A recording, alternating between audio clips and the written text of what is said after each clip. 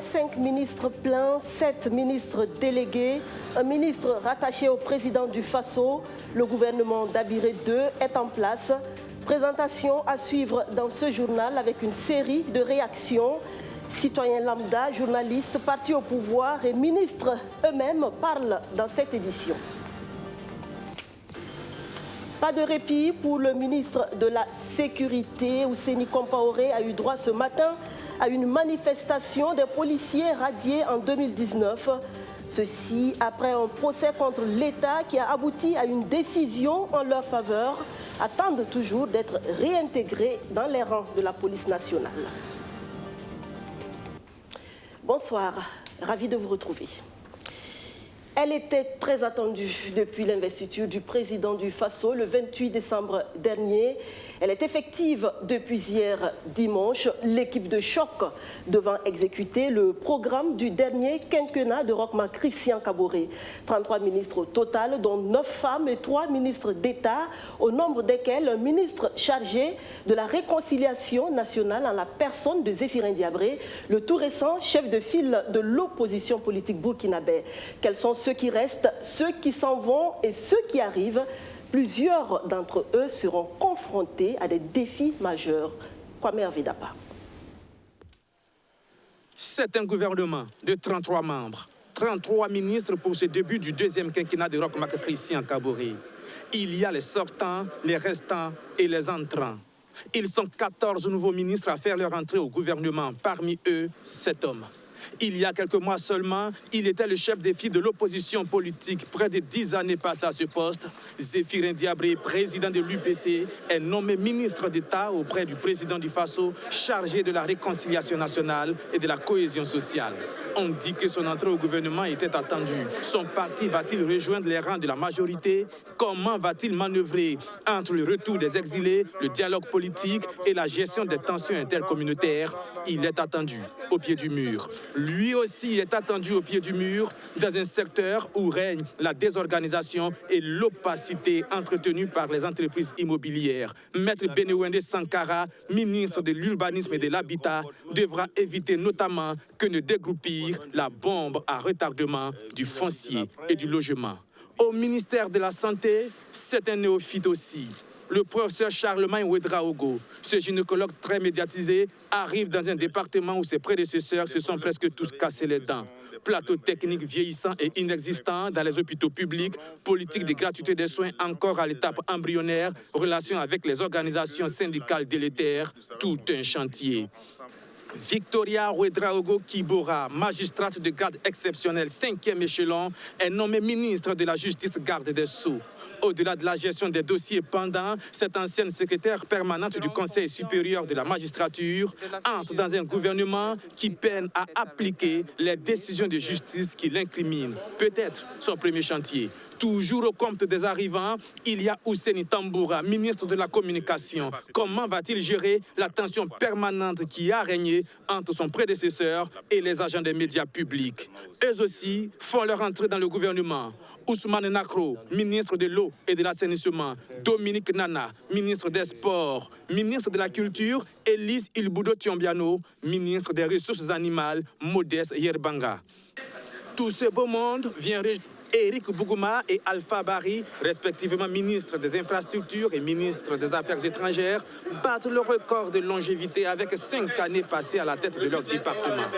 Au ministère de la Défense et celui de la Sécurité, Chérif Si et Ousseini Compaoré devront trouver des solutions à la désormais sempiternelle question de l'insécurité. Le professeur Stanislas Ouaro devrait poursuivre les travaux herculéens entamés dans l'éducation nationale. Il aura réussi la prouesse d'organiser les examens en pleine crise sécuritaire et sanitaire. Ismaël Bachir prend les pleins pouvoirs avec l'énergie, les mines et les carrières. Il faut très vite redorer le blason d'un secteur minier miné par des scandales retentissants qui ont éclaboussé l'ancien ministre des Mines. Vincent Dabilgou reste au transport. On est difficilement remplaçable quand on a apporté 13 députés à la majorité. 33 commandos, dont 9 femmes, 27% de l'effectif. Encore un peu d'effort pour atteindre la promesse du chef de l'État de 30% de quota. Mais dans combien d'années? anciens et nouveaux ministres, tous ont répondu présents ce matin à la convocation du chef de l'État. Une prise de contact qui s'est voulue également une rentrée des classes pour le nouveau gouvernement. Sur place à la présidence du Faso, Archimède Boy nous fait vivre l'ambiance qui y a prévalu. Suivez. La nouvelle équipe gouvernementale fait sa rentrée des classes. Une rentrée des classes qui passe d'abord par des prises de vue. Puis, quelques ministres se livrent volontiers aux questions des journalistes. D'autres souhaitent réagir après la rencontre du jour. 1 heure après la réunion de prise de contact, les journalistes se ruent vers les membres de la nouvelle équipe. Nos caméras se focalisent sur les nouveaux entrants. Certains se refusent à tout commentaire. Est-ce que vous allez aller encore... Oui, 15h. Est-ce que vous allez rencontrer Blaise Compaoré? Non, je ne sais pas. Demain à 15h, je vous ai dit, vous venez. Il y a la cérémonie de vœux, je fais une déclaration et puis on va poser des questions. Non. Le tout nouveau ministre de la Communication arrive à la tête de ce département, fortement secoué ces dernières années par de nombreuses grèves dans les médias publics. Bien, mais je n'ai même pas encore pris mes dossiers en charge que vous évoquez des sujets.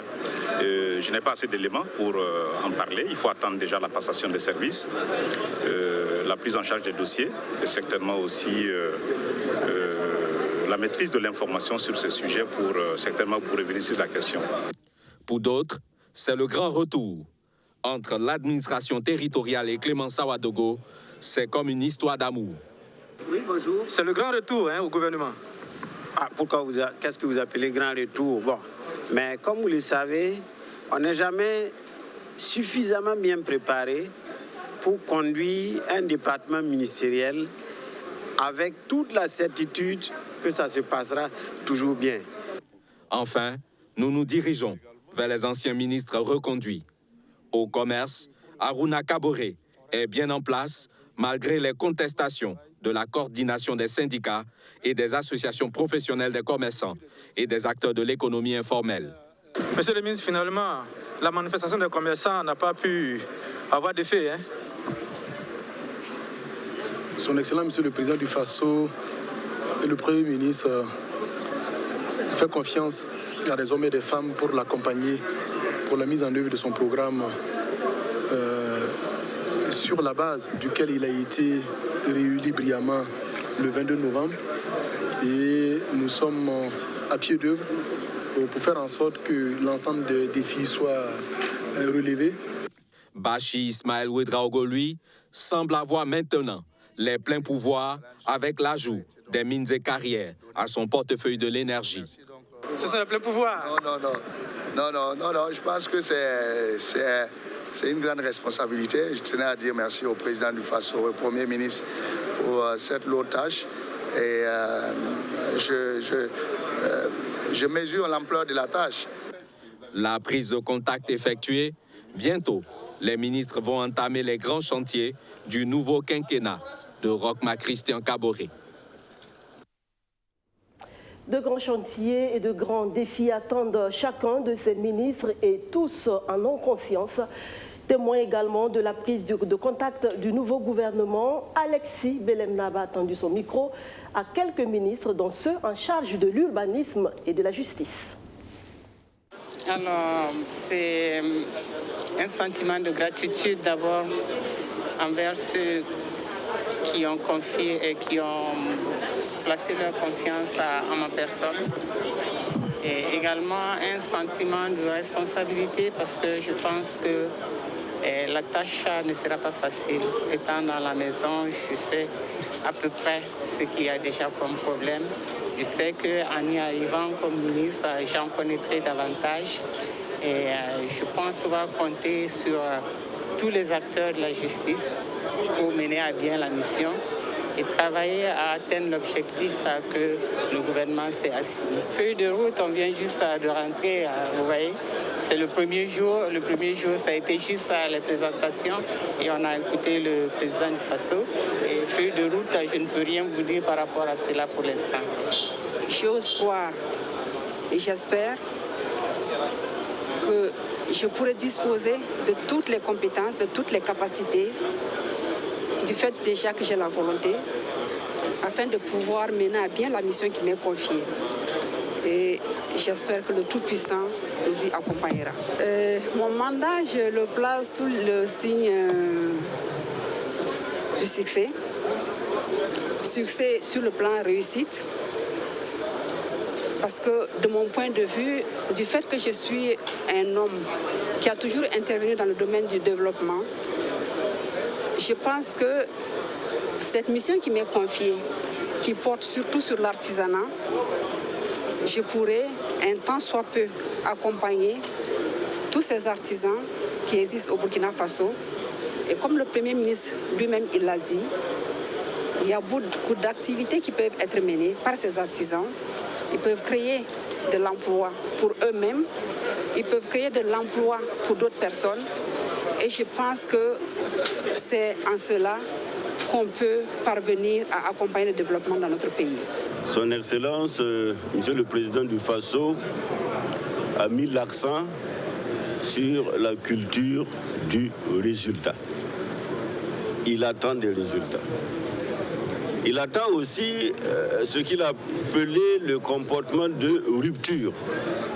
Comportement de rupture vis-à-vis de la presse, vis-à-vis des populations, vis-à-vis de tous les acteurs. Donc, je me résume simplement pour dire que mon sentiment est celui-là à qui on a confié une mission, à qui on attend des résultats, c'est-à-dire des défis que nous devrions relever dans la collégialité gouvernementale. Donc vous comprenez que c'est une lourde responsabilité s'agissant donc des questions foncières, des questions de l'urbanisme, des questions de l'habitat. C'est une très lourde responsabilité et je mesure donc l'ampleur de la tâche, mais je crois qu'à cœur vaillant, rien n'est impossible et je voudrais simplement dire merci à son Excellence, Monsieur le Président du Faso, à son Excellence, Monsieur le Premier ministre, et espérer qu'avec l'ensemble des collègues, j'ai failli dire députés, parce que je me sens toujours dans la peau donc, de l'élu, nous avons été appelés à ce niveau de responsabilité-là pour répondre aux préoccupations, aux aspirations des populations, si elles fassent que nous puissions avoir effectivement les moyens de notre politique pour que les Burkinabés, en tout cas durant ce quinquennat-là, sentent qu'il y a un pouvoir qui a été démocratiquement élu pour leur cause, pour leurs intérêts. La population justement réagisse à la composition de ce nouveau gouvernement. Dans les rues de Ouagadougou, les avis sont mitigés. C'est un micro-trottoir réalisé par Stéphanie Hien et Majid Bakon. En tout cas, on voit qu'il y a du nouveau. Mais ce qui est remarquable, c'est l'opposition. Voilà, la participation de l'opposition. Et je pense que c'est un consensus. Et nous pensons que la réconciliation sera effective pour la bonne masse du Burkina Faso. En tant que femme, je dirais qu'ils ont essayé de respecter le genre, mais ce n'est pas en tout cas satisfaisant, parce que si je ne me trompe pas, ça ne vaut même pas 10 femmes qui sont dans le gouvernement d'Abiré 2. Donc c'est vraiment, c'est bien, mais ce n'est pas assez, comme le diraient les gens à Moré, à Somalakata. Donc vraiment, on va travailler et inviter les femmes aussi à travailler, à vraiment accepter les postes de responsabilité. Voilà, parce que ce sont les mêmes têtes qui ont été reconduites au niveau des femmes. Donc nous, on trouve que ce n'est pas assez, quoi. Les femmes, on doit travailler, on doit en tout cas oser accepter les postes de responsabilité. Il y a un fait majeur vraiment qui m'a marqué, c'est l'entrée dans le gouvernement de Monsieur Diabré. Voilà, moi particulièrement, je n'aurais pas cru qu'il aurait accepté être parti et être dans le gouvernement. Voilà, mais comme c'est déjà chose faite, le ministre de la Réconciliation nationale, bon, moi je trouve que c'est pas la plus-value de cette action-là. Je ne vois pas, moi en tant qu'étudiant, en tant que citoyen, je ne vois pas qu'est-ce que ça peut nous rapporter, vu déjà que nous avons déjà des institutions chargées de la réconciliation nationale. Je parle du HCRUN et autres quoi. Donc bon, je ne vois pas.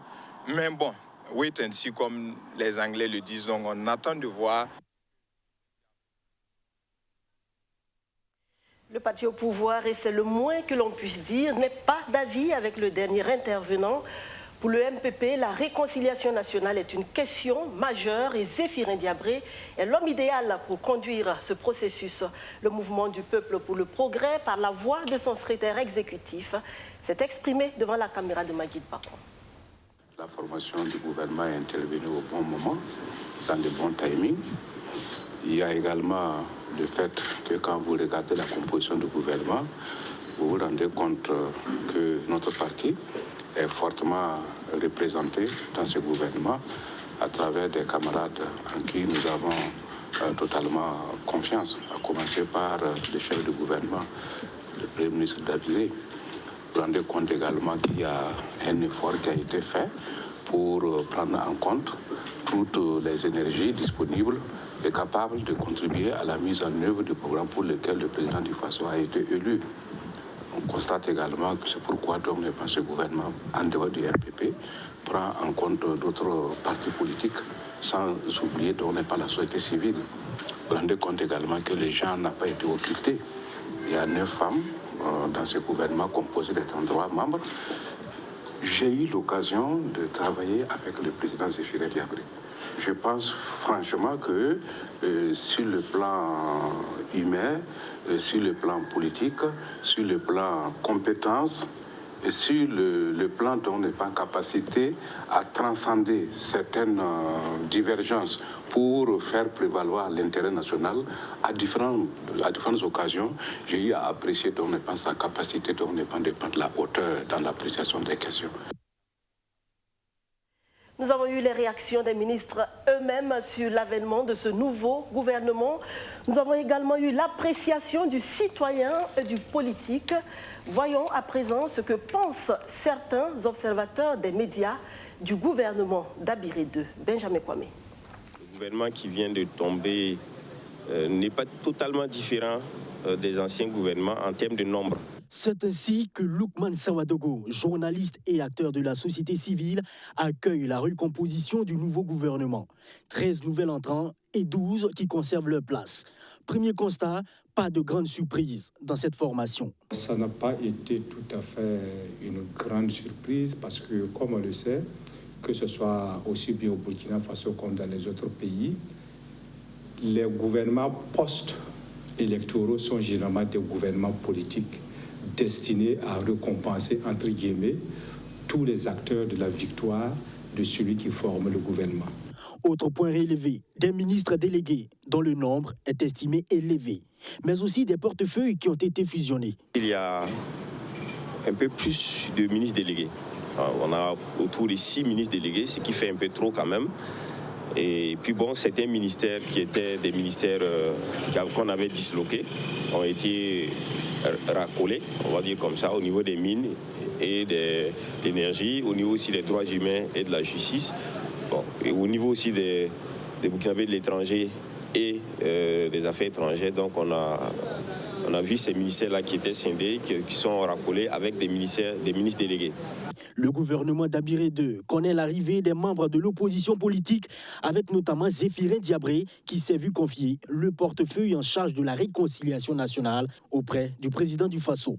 Une nomination qui est à saluer. La création de ce ministère, la ministère chargé de la réconciliation nationale, c'est déjà un début de concrétisation d'un programme de société du chef de l'État. M. Zéphirin Diabré, je pourrais dire, c'est un homme politique qui a blanchi sous le harnais. Il a de l'expérience politique, il a des qualités managériales incontestables. Du point de vue du niveau, je peux dire que c'est un gouvernement qui est nettement au-dessus des précédents du régime Kaboré. Parce que, ne serait-ce que la forte personnalité de certains de ses membres, le gouvernement a acquis en compétences. Je citerai par exemple Zéphirin Diabré, qu'on sait, qui a une forte personnalité. Zéphirin a une forte personnalité. Mais une question, comment ces partisans du CFOP accueillent cette désignation? N'est-elle pas considérée comme une trahison? S'interroge Alain Zongo. Ça, c'est une grande question qui mérite d'être posée. Et puis, deuxièmement, est-ce que M. Zéphirin Diabré a la même lecture de la réconciliation que celle du chef de l'État? Parce que le chef de l'État, lorsqu'il parle de réconciliation nationale, il dit que oui, effectivement, pour la réconciliation nationale, mais la justice d'abord. Alors que pour la plupart de ceux qui appellent au retour des exilés, dont au premier plan le chef de l'État Blaise Compaoré, pour eux, c'est un retour qui doit se faire sans condition. Voilà. Eux, c'est la réconciliation nationale, mais sans le versant judiciaire. Alors que pour le chef de l'État, il faut les deux versants. Réconciliation nationale, mais la justice d'abord. Est-ce que ces deux vont arriver à s'entendre sur la forme et le fond que doit prendre ce processus de réconciliation nationale? Une question qui trouvera certainement réponse au thème de la mission de Zéphirin Diabré. Du reste, avec l'arrivée de Victoria Ouedraogo Kibora à la justice, Charlemagne Ouedraogo à la santé ou encore Ouseni Tamboura à la communication, c'est une équipe jugée compétente qui a été choisie par Roch Kaboré, indiquent Loukman Sawadogo et Alain Zongo. Ils invitent aussi l'ensemble des Burkinabés à attendre quelques mois pour leur évaluation. Ouseni Compaoré, reconduit à la tête du ministère de la Sécurité, n'a pas le temps de souffler. Alors qu'il faisait acte de présence au palais de Kosiam, les policiers licenciés il y a un peu plus d'un an et demi se rappelaient à son bon souvenir. Ils ont fait le pied de grue ce matin devant le département de la Sécurité. Témoignage, Benjamin Kwame. Secrétariat général du ministère de la Sécurité ce lundi. Les policiers licenciés le 18 octobre 2019 sont rassemblés. Tous membres de l'Alliance Police Nationale viennent aux nouvelles sur leur dossier qui serait lié à un abandon de poste. Après plusieurs batailles judiciaires où ces policiers semblent sortis haut les mains, il n'y a pas encore eu d'action visant à les réintégrer selon eux. Ce lundi 11 janvier, ils disent donc être là pour en savoir un peu plus sur l'évolution du dossier. Après ce licenciement, il y a eu une bataille judiciaire où on a remporté. La procédure de réintégration est en cours. Donc nous sommes là, ce matin-là, effectivement, pour voir où est-ce qu'on en est avec la procédure de la réintégration. Et pour trouver réponse à leur inquiétude, ces policiers se dirigent vers le secrétariat général. Mais celui-ci oppose un refus de les recevoir. Les raisons? Nous avions été au bureau de la secrétaire générale du ministère de la Sécurité qui a opposé son refus de nous recevoir.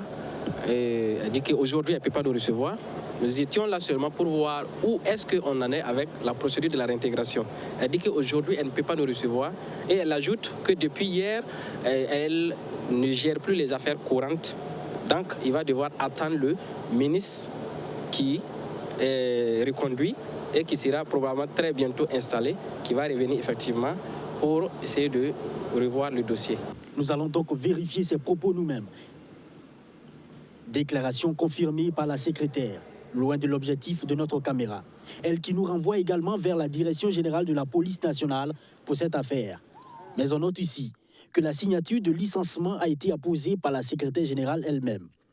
Alors question, pourquoi le secrétariat ne prend-il pas la résolution de l'arrêté? Les policiers licenciés parlent de mauvaise foi. Autour de cette question de licenciement, il y a une mauvaise volonté manifeste parce que la direction générale de la police nationale a transmis son rapport au ministère depuis le 9 novembre dernier. Et la direction générale de la police n'a pas autorité, n'a pas le pouvoir de prendre un arrêté pour la réintégration. Il appartient au ministère, ou soit à la SG, qui ont le pouvoir par délégation de prendre les arrêtés pour la réintégration. Il ne demande à présent qu'une et une seule chose. Le droit a été dit, qu'il soit simplement appliqué dans un bref délai. Il y a eu une décision de justice qui est là, il faut l'appliquer et puis chacun est quitte. Si nous, on avait perdu en justice, j'avoue qu'on allait tout laisser tomber. Mais on n'a pas perdu, on a gagné. Donc l'autorité doit respecter cette décision de justice. Nous attendions dans l'immédiat l'application de la décision de justice par la réintégration des policiers radiés. À ce jour, 18 policiers sont en attente d'être réintégrés. Dans la bataille judiciaire, ils sont passés au tribunal de grande instance, au Conseil d'État et à la Cour de cassation. Ces policiers demandent également au président du Faso d'instruire leur ministre de tutelle pour qu'ils rejoignent au plus vite leurs camarades sur le terrain, car ils subissent une injustice depuis plusieurs mois. Du pain également sur la planche du nouveau ministre de la Santé. Charlemagne Ouédraogo devra résoudre plus tôt la crise qui secoue l'École nationale de santé publique. Des activités pédagogiques sont suspendues depuis maintenant 2 mois. Les étudiants ont manifesté leur mécontentement ce matin. Abdou Aziz Sari. Nous exigeons la reprise des cours. Nous exigeons la reprise des activités. Depuis 6 heures du matin, ils manifestent devant leur administration pour se faire entendre. Ces étudiants de l'École nationale de santé publique exigent la reprise des cours et des stages au niveau des filières anesthésie et chirurgie. Selon le délégué général des étudiants, cela fait 2 mois que les activités pédagogiques sont suspendues au niveau de ces 2 filières.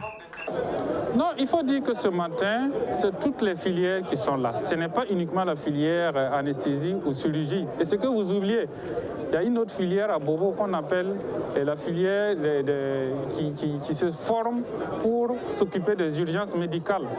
Alors, cette filière aussi ne prend pas cours depuis Bobo.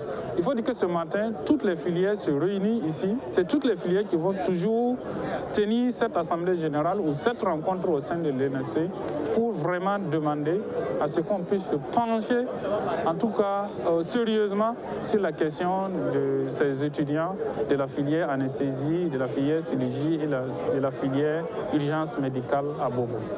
Les étudiants disent avoir rencontré le directeur général de l'ENSP pour comprendre les causes de cette suspension de cours et de stages au niveau des 2 filières.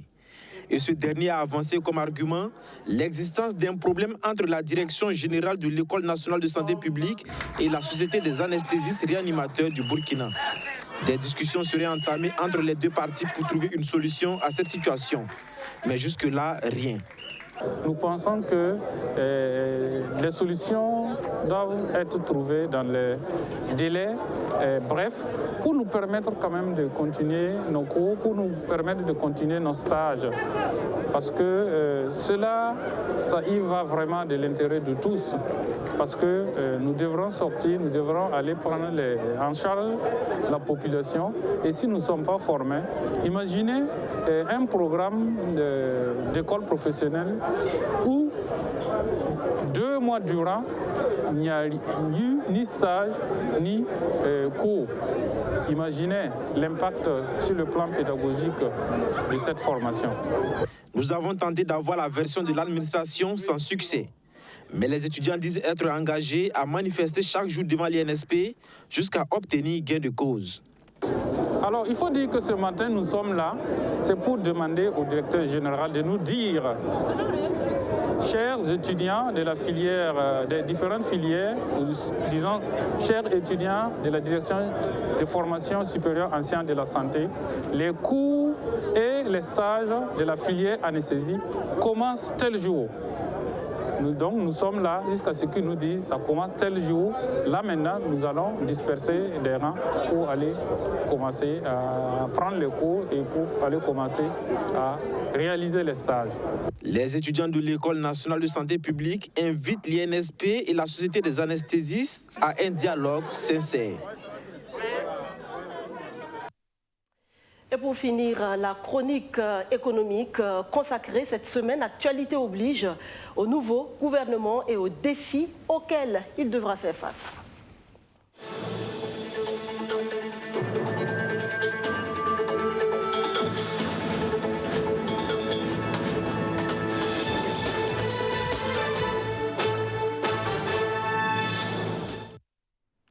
Un nouveau gouvernement pour de nouveaux défis donc, si les regards sont rivés sur des secteurs prioritaires tels la défense, la sécurité, la santé ou encore la réconciliation nationale.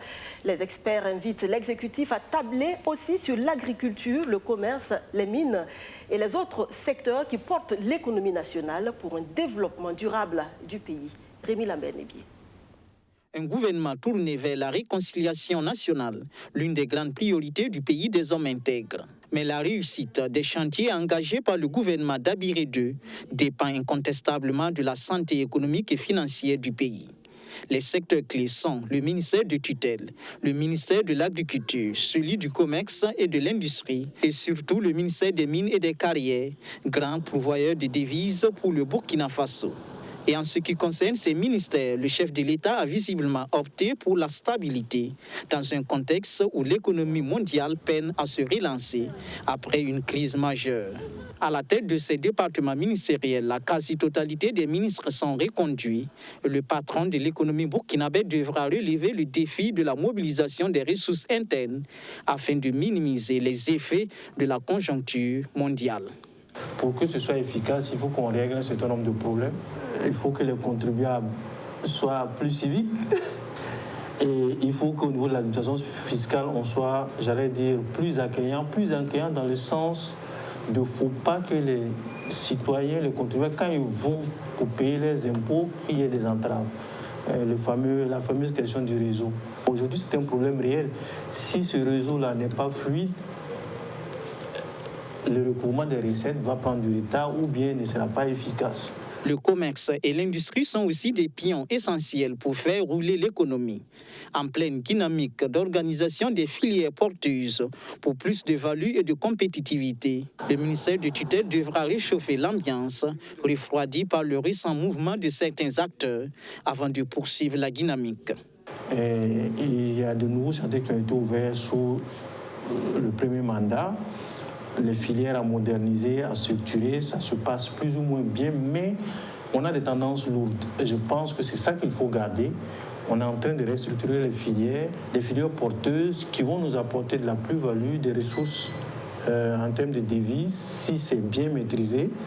Donc je pense qu'il faut rester sur ces tendances lourdes. Et puis souvent éviter aussi les problèmes de personnes. C'est vrai que s'il y a quelqu'un qui a fauté, il n'y a pas de problème, il faut qu'il soit sanctionné. Mais juste parce que rentrer dans les querelles un peu, je vais dire, pas très constructives. 95,6 milliards de francs CFA de recettes recouvrées au profit du budget de l'État à la date du 30 novembre 2020. Et ce, dans un contexte de crise sanitaire et économique. Et 256 milliards de francs CFA en 2019.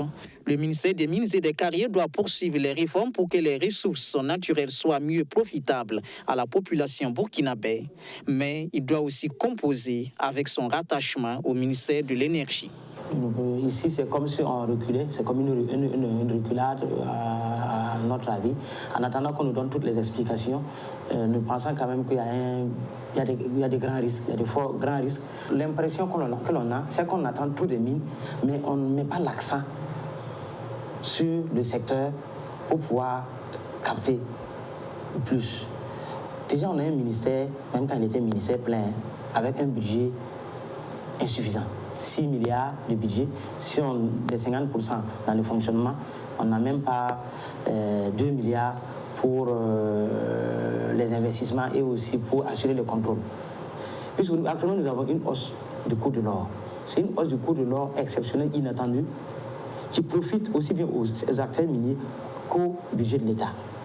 Un peu plus de moyens dans le contrôle va permettre au Burkina d'engranger un peu plus. Si je vous dis par exemple que la direction, par exemple, la structure qui est chargée de faire signer le contrat, n'a même pas de scanner pour archiver sur le plan électronique les contrats signés. Vous n'allez pas me croire. Ils n'ont pas d'armoire, ils n'ont pas de photocopieuses, ils n'ont pas de véhicules. Ce sont les miniers qui sont obligés de transporter les agents sur les sites pour la couler et la peser. Il faut un plan Marshall pour ce ministère-là. Le risque de cette fusion-là, c'est que ce ministre qui est venu avec un profil énergie tire la couverture du côté énergétique et dégarnisse encore un peu plus le ministère des Mines. Le défi sera d'investir davantage dans le secteur minier pour mieux en profiter. C'est également le cas pour le ministre de l'Agriculture qui devra définir les mécanismes idoines pour que les paysans burkinabés profitent largement des avantages de la banque agricole pour mieux se lancer sur la voie de la mécanisation.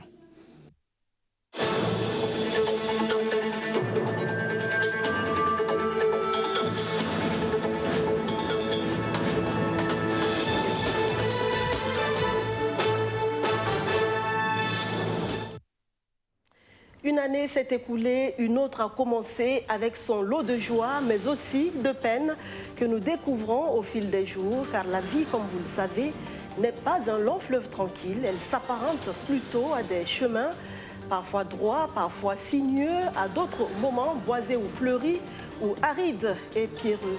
Le bonheur, c'est de parcourir tous ces chemins et d'arriver au bout du mieux que l'on peut. Pour 2021, je vous souhaite tout simplement le plus de bonheur possible. Merci de nous rester fidèles. À demain.